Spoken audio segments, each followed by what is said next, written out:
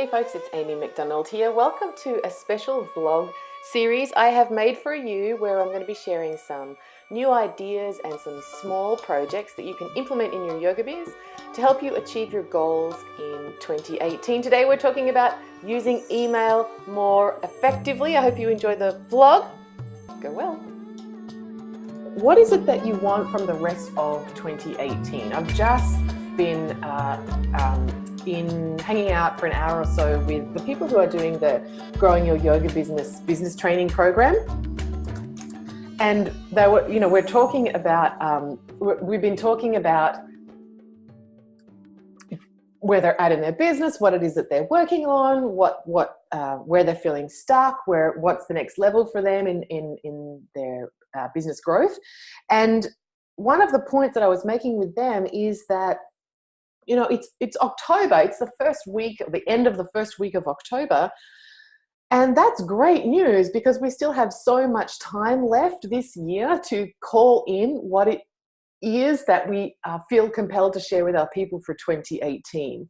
There's something that starts to happen around this time where people start taking themselves out of the game and calling, oh, the year is over, I'll do it next year, or I'm going to cancel my November and my December workshops because it's the holidays and no one's around. And definitely if you're in a Thanksgiving part of the world, like the world stops mid-November when people start buying, what do you call it, candy corn or whatever. But I want to invite you to consider that, in fact, now is the most powerful time. Now is the most potent time to achieve your yoga business goals. Now, when I talk about yoga business goals, there is a number of reasons why you have these goals and why it's important that you go out and achieve them. One, obviously, is prosperity, wealth and abundance. And in this community, we take a stand for those things. We understand that money is one of the ways that we commodify prana in the modern age. Money isn't inherently good. It's not inherently bad. It is a tool that we can use in good or bad ways. I like to think that everybody in my community uses their money for great things, and that's a pretty good reason to have more of it, if you ask me. But it's not inherently bad or good. And so we take a stand here for wealth and prosperity as simply being part of being a householder, pursuing a yogic life and being a householder. If we think about the Palachari, the 4 fruits of life that are fundamental to the teachings of yoga, one of them, Artha, is about make bank, actually generating wealth, supporting a family, buying property, building up the herd, putting some away, all of those good things. It's an important part of life. And for many of us, that's the part of life in which we find ourselves. It's formalizing and creating a stable foundation, and you need money to do that. So actually achieving your financial goals gets to be important in and of itself because we're good people. We do good things with money. Money is prana, and pursuing artha is a part of our yogic path as a householder. Also, what I find, particularly if you are a yoga teacher in a relationship with someone else who has a full-time job that is largely, hello Geraldine, that is largely responsible for the money in your family, making money in your yoga business is important for your own self-worth and validation. I'm not saying it's the only way to do that or it's the long-term situation, but I have seen again and again and again, particularly for people who come on my retreats, that they don't need more money. They've got a spouse, this may be you, or they've got a savings account, or they've got a part-time job, and one of those or more than one of those things actually generates sufficient beauty and wealth in their life financially that they don't need more money. But it is so important to them personally to feel like they are contributing. I can think of, like, straight off the top of my head, 5 gorgeous yoginis who are in this situation. 10 grand in the grand scheme of things, with 3 kids at private school and maybe an international family trip and a mortgage and an investment. Like 10 grand across a year is like, wow, it doesn't even cover our part of our fuel bill. Doesn't even pay for our electricity. But what it means to them to make it from teaching yoga is profound. So the financial goals that you've set in your yoga business get to be important in both of those ways. Now, also in having a yoga business, what you are doing is pursuing your own dharma and deciding that you are going to serve. It is about savor. It is about how am I going to make the world a better place in my own way? How am I going to contribute to the healing of the planet in a way that I feel called to and that feels right for me? And so if you don't achieve your yoga business goals, you aren't showing up and serving at the level that you know you're meant for. Remember, we only have these desires in us. There's a little whisper from the universe about what we're next called for. What is next for me? What is the more deeper way that I can serve? How can I reach out and support more people? How can I share what I know to be true from my own healing journey of yoga with more people and offer up these boons, the gems of yoga to the people who probably need them like I did not very long ago. And so fulfilling your business goals means that you're actually serving in the way that you're meant for. So again, not something to be sniffed at, not something to be easily compromised or let go of. So for all this week, I'm going to be talking about your business goals and how you can achieve them, culminating on Sunday with a very special masterclass. In fact, what I'm going to do now is share, if you want to just go get this right now, you can, because it's going to be awesome. We're hosting a masterclass on Sunday specifically about checking in with what were the goals, what did you say you were going to do, have you done them or not, what needs tweaking, what do you need to learn, what do you need to let go of, so that you can get to that place where you will feel great about yourself, where you will feel like, yes, I am a zealot and an advocate for yoga. Yes, I am serving in the way I know I feel called to. Yes, I feel good about myself because I contributed to my family. Or yes, I showed myself that I am a good teacher and I do have something to share, and I can achieve more than perhaps what I thought I could. It's like Shasana, right? Like, does the fact that you can do a headstand make you a better person? No, of course not. But does the fact that you persevered and you overcame your fear and you prepared to look like an idiot in front of other people and you went upside down even though it was scary as an adult, and that you did the work to achieve something, does that make you a better person? Yes. Same is true for your yoga business goal. So I'm really, really excited about this masterclass that is coming up on the weekend.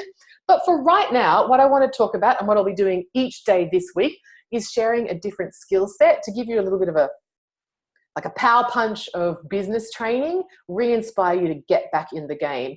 I have the very good fortune to support a small group of yoga teachers in the Keep Growing Mastermind.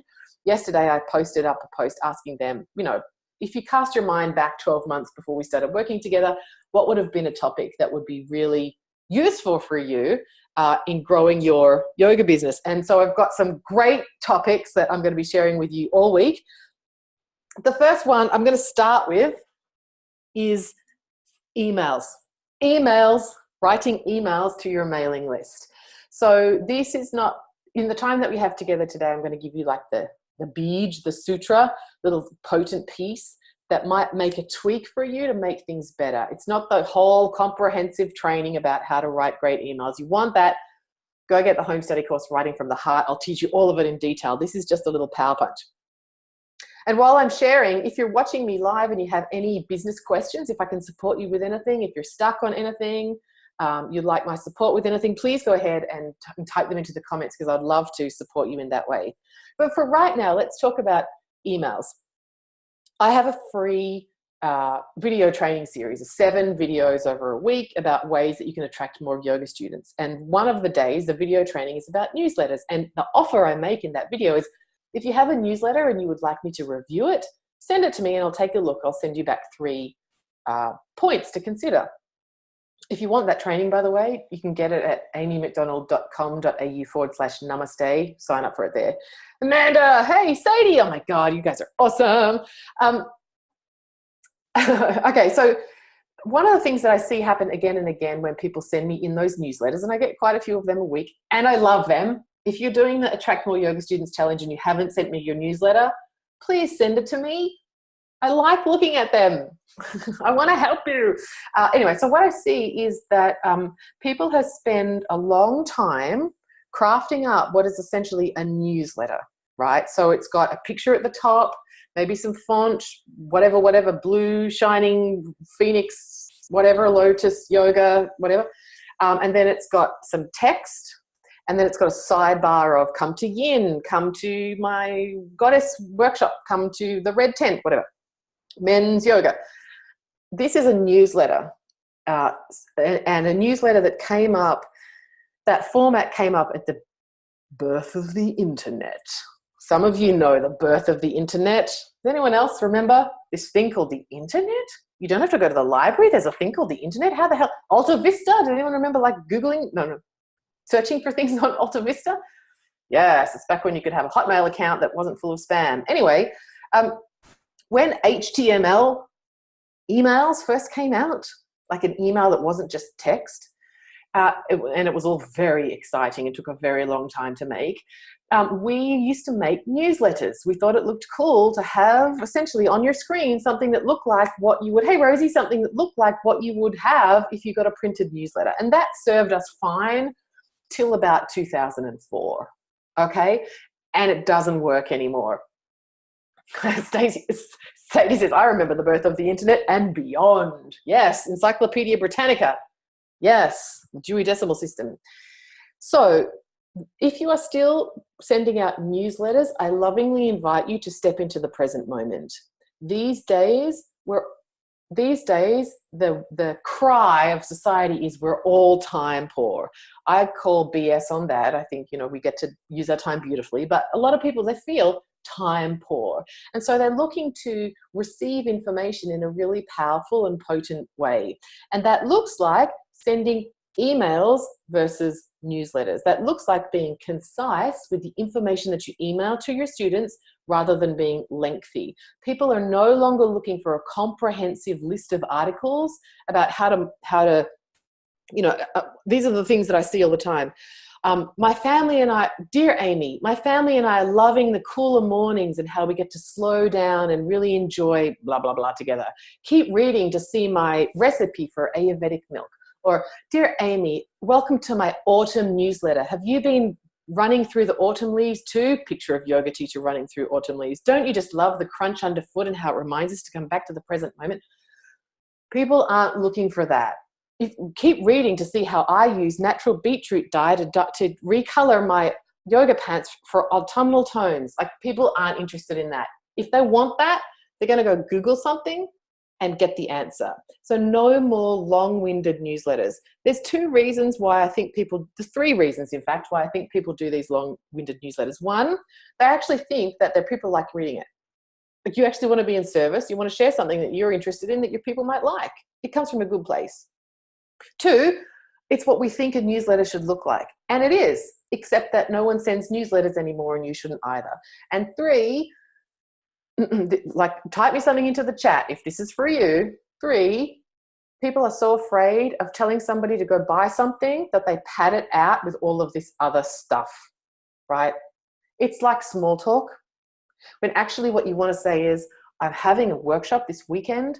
There's 5 places left. It's going to be incredible. I really want you to be there. Here is the link to buy it. But I'll tell you about how to use beetroot to dye your yoga pants. And did you happen to know that Patanjali said this thing, which you can apply to housework and noise? So today, the message I really want to convey for you is the days of newsletters are done. And in fact, if I was being in better service to all of you, I need to go back and reshoot that video from the Attract More Yoga Students Challenge and just ditch the word newsletter altogether. These days, email marketing is still very powerful. Don't believe all of the BS about email is dead. They've been saying that about the novel for forever. Forget about it. It's still very powerful. But what doesn't work anymore are long-winded, truncated, hiding newsletters. So start writing emails to your people. Start writing an email that is just telling your people what you want them to do. If you have something beautiful to offer and you feel amazing about it, send an email to your people letting them know, right? Because we're not selling cigarettes to chimpanzees here. We're selling yoga that heals and transforms lives. It's good for people. So why wouldn't we want to talk about it like, hurry, sign up for this. It's going to be amazing. If that's the space, and it should be the space that you're coming from when you create something and then go offer it into the world, then you get to feel confident and empowered about doing that in a very transparent and direct way, friendly, with love in your email marketing. No more hiding behind, here's some cat cow that you can do into your desk. None of that. Straight up telling people, inviting them to accept, to receive what it is that you have to offer. Start sending sales emails. That's point number one about emails. Now, I want to talk about, let's see who else is here. Say hi, folks, if you're watching me live. I want to see who all these people. And if you have any questions, or if there's anything I can support you with today in your yoga business, go ahead and type those into the comments as well. So the next thing I want to talk about on this topic of email marketing is, or sending emails to your students, is how do you use email to keep your students coming back? How do you use email for retention? So one of the things where I see people missing an opportunity, and I'm using sales language here because yoga heals and transforms. The more people who get it, hey, Nikki, the more people who get yoga, the better, right? Nikki agrees with me on this one. I know for sure. I needed to talk to you earlier, lovely. I was harping on about Nada yoga, and you would have been great to have interviewed right then. So where I see people miss out on retaining students, and remember, retaining students is great for your yoga business. It's great for your sense of professional fulfillment, sharing your gifts with the people who need it. And it's very, very good for the people who keep coming back and getting more yoga, right? More yoga, better person. So where I see people missing out on that is not utilizing the power of email in the follow-up after someone comes to your class for the first time. So my invitation for you today, for a task that you can put on your to-do list, and if you are in any of my group programs, you know that actually I don't believe in to-do lists. I believe in putting it into your calendar so that it actually gets done. The task to schedule and get done is to develop an onboarding email sequence. So this will vary depending on your pricing structure, how you arrange enrollment in your classes. I'm going to run through two examples. Example number one is for people who are studio owners and do something like a 1-week trial or a 10-day trial or a 1-month intro pass. I've just bought one of those myself at a Jiva Mukti studio. Going to be back there on Saturday. Cannot wait. Freaking love me some Jiva Mukti. Man. Anyway, so if you have a studio or if you have some kind of class set up where you have an intro pass, not a free class, but a like 7, 10, 30-day intro situation, I want you, here's your task, here is your challenge if you choose to accept it. Here's your mission if you choose to accept it. Tom Cruise, man.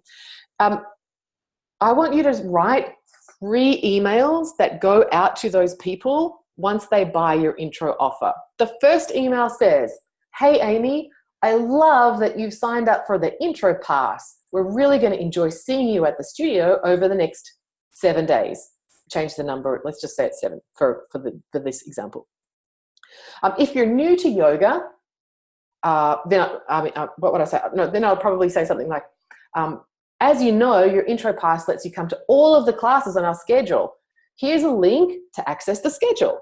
Here's some classes that you might really be interested in. Hint, in that section, I would put in the classes that are undersubscribed.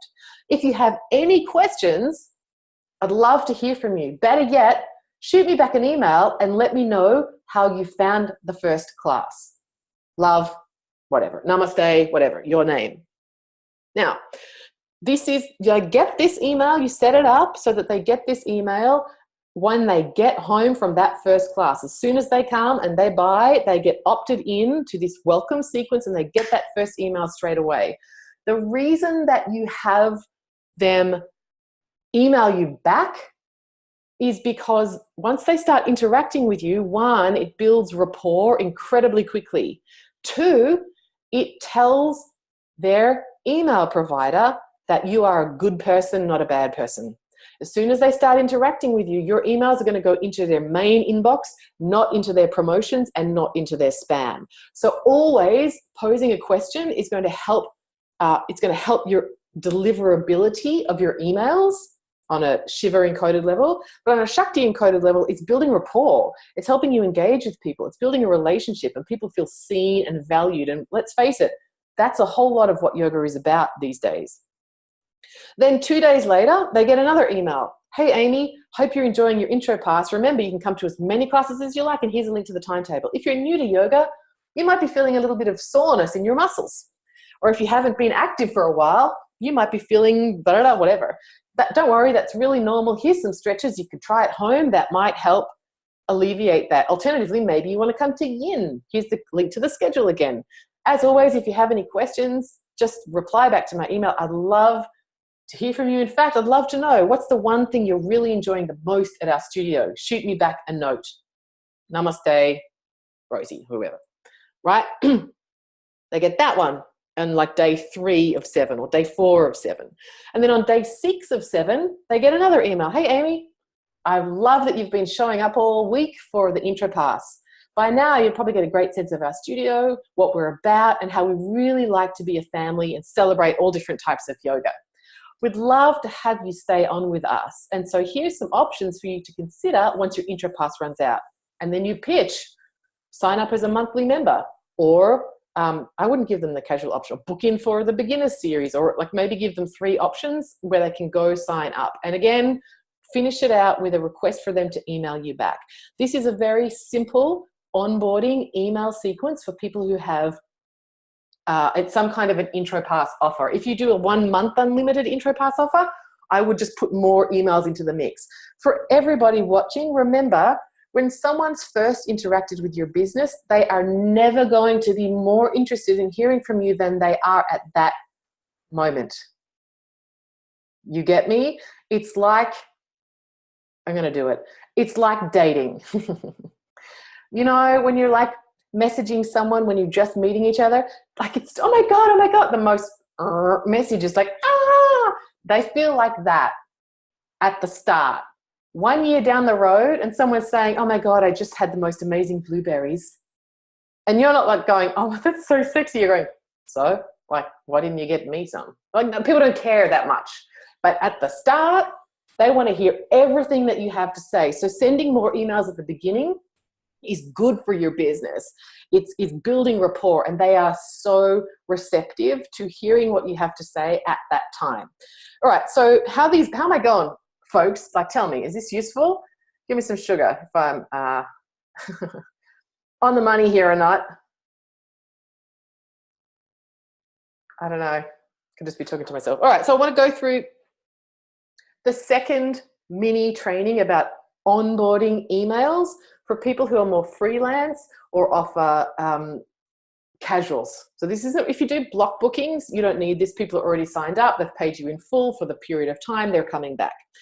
If you offer casual drop-in classes, this is a big one. Again, I want to see, this is your mission if you choose to accept it, an onboarding sequence for new people who come along as casuals.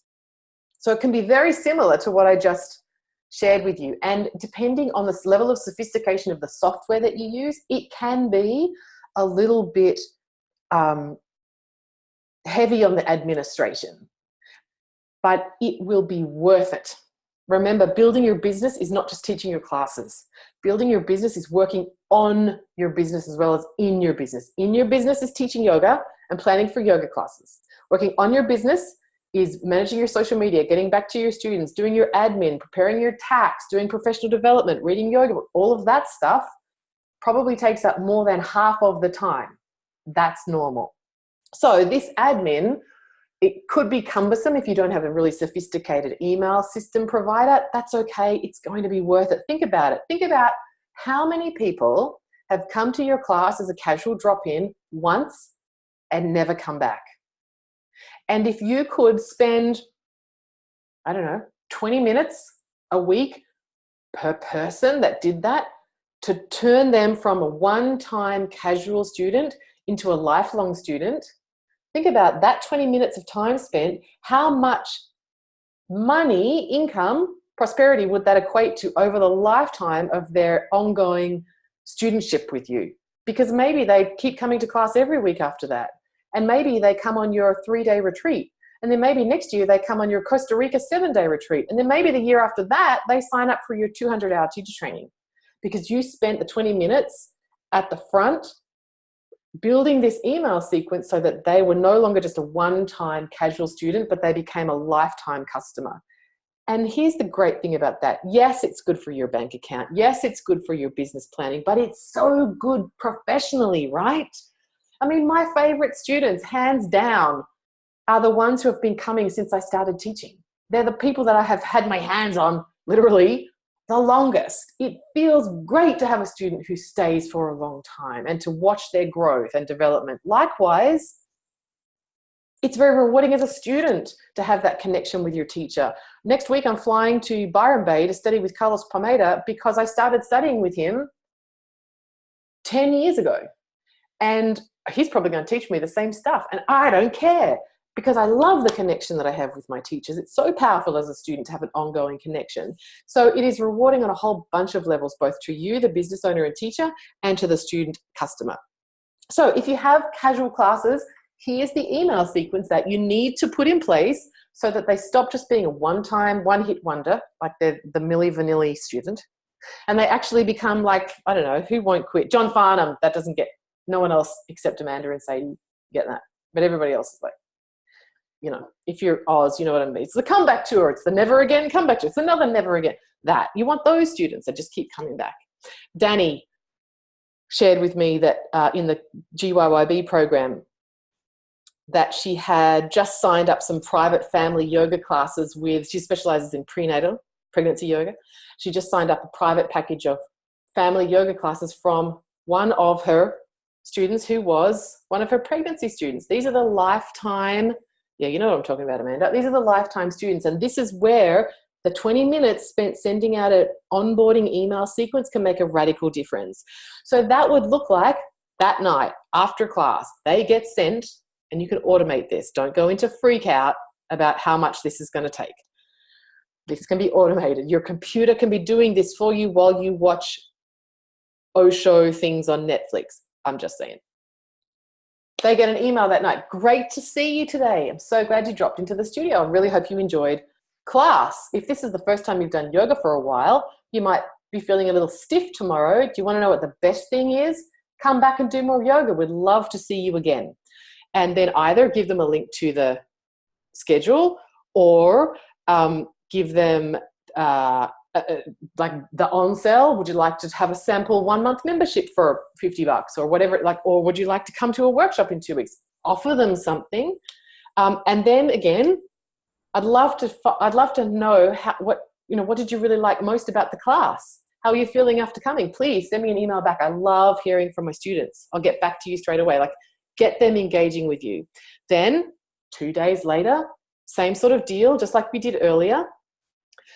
Hey, just checking in. How's your body feeling after coming to yoga as a casual? We love our drop-ins and we also love our ongoing students. I would really love to see you again in the studio. Here's this, this, and that. Would you like to come to this? Would you like to come to that? I'd love to hear from you. Email me back. And then they get another one, like, what would that be? 6 days later. Hey, Amy, just letting you know the class that you came to last week is on again tomorrow night. We'd love to see you back. Same deal. Here's the link to book in. If you have a coupon code, I know some of you do like a discount off the second class. If there's some kind of incentive you could offer them to come back. Because you've already been once, I'd love to give you a special whatever, or maybe some kind of a value add. Maybe they can get, if you come back, maybe they can get like a guided MP3 that you can email to them, or a handout that they can do some home practice. Give them some kind of additional incentive to come back again for the second time. Once people come twice, so much more likely to keep coming. So that's what I wanted to share with you all today, folks. The power of email and how it is a really important piece in your business. The newsletters, no one has any business sending a newsletter anymore. Stop doing it. Newsletters died in, I was going to say something really politically incorrect. I'm not going to. But man, did I want to. Gosh. Newsletters died in about 2004. Now it's about sending beautifully crafted, from the heart, compelling, interesting emails where you confidently offer what it is that you have to the people who want to receive it. Remember, if they say no, it doesn't make you a bad person. They just don't want to come to Candlelit Yin. Okay? They're not the same thing. Am I a good human? Does someone want to come to 6 a.m. Mysore? They're not the same thing. We're not allowed to take it personally when someone's like, no. It's a nut for so many reasons that we can't even comprehend. Not because you're a bad person, okay? Rejection is okay. Let it happen.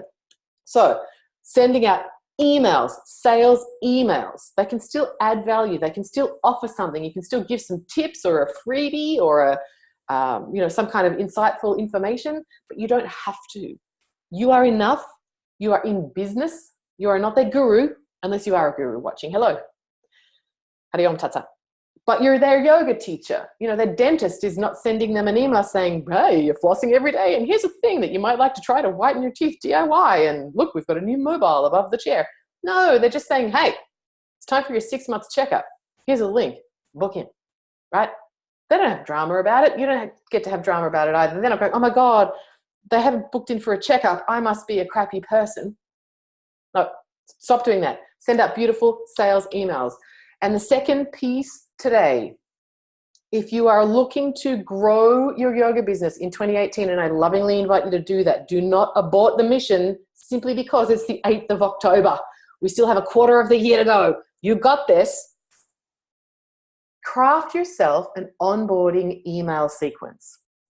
Either 3 emails over a week if you have like a 10 or a 7-day trial, or you offer drop-in classes, or a longer number of emails over a month if you do a trial month. Go back, rewatch the replay, write down exactly what I say, tweak it so it sounds like you, get it happening. Remember, so much, when we think about sales, so much of it is in the follow-up. I say this again and again. In fact, I was talking about it on the Business of Yoga speaker series with some of my gorgeous guests. Church not so popular anymore. Not as many people go to church as they used to. I think part of the reason so many people go to yoga now is because they want that thing from church. I'm not talking about JC or whoever your guy is. I'm talking about connection. I want to be in a room full of people that get me, where I feel safe and I feel connected.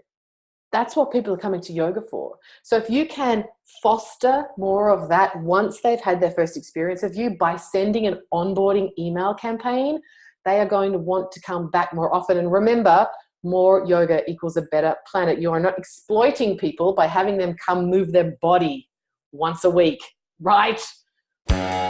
Folks, if this has been useful and you would like to create yourself an onboarding email sequence and would like some feedback from me on how you're doing, make sure you're in my Facebook group and post something in there, tag me. I'd love to support you a little bit more. Facebook.com/groups/abundant yoga teachers. Before we finish up the vlog for today, don't forget, I am heading back to Thailand with a group of fabulous yoga teachers from around the world. We want you to come hang out with us if you like the idea of working on your business in my version of paradise, which looks like lots of sunshine, lots of rest, an afternoon nap or two, daily yoga, daily meditation, and the best Thai food you will eat in your life. And that is not just me that believes that. Make sure you head over to amymcdonald.com.au/retreats. Check out all the info about the Abundant Yoga Teacher Retreat happening in January 2019. Take care, everybody. Yoga on.